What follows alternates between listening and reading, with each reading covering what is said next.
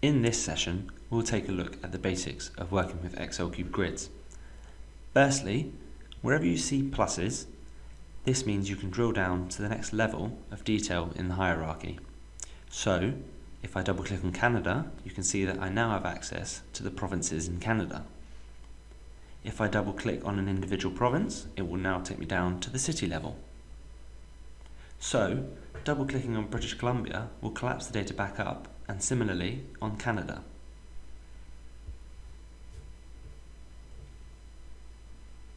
The behaviour is the same on either axes, so if I double click on 2012, like so, it will take me to the half year, to the quarters, and finally to the months. Currently we've selected reseller sales measure, so let's change this. We can do that by double clicking on the measure to bring up the member selector and then choosing the measure we want to see. In a final report, we could add slices to make the user selection easier. If I want to change the structure of the report in terms of its layout, there are several methods of achieving that. Firstly, the hierarchy labels can be dragged directly within Excel.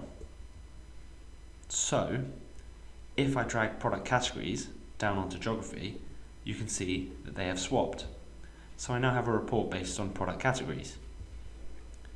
If I want to see geography alongside product categories, I can simply drag geography down and position it inside or outside of product categories.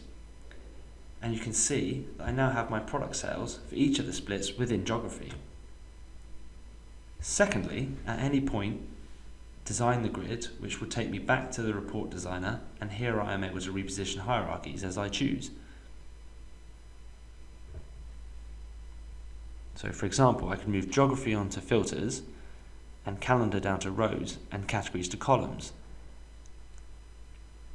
Lastly, I could turn on the task pane for the grid and make the same type of positional changes here.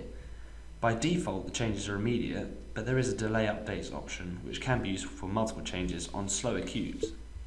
So there are a variety of ways to manipulate the data and the grid, and it's down to your personal preference which method you primarily use.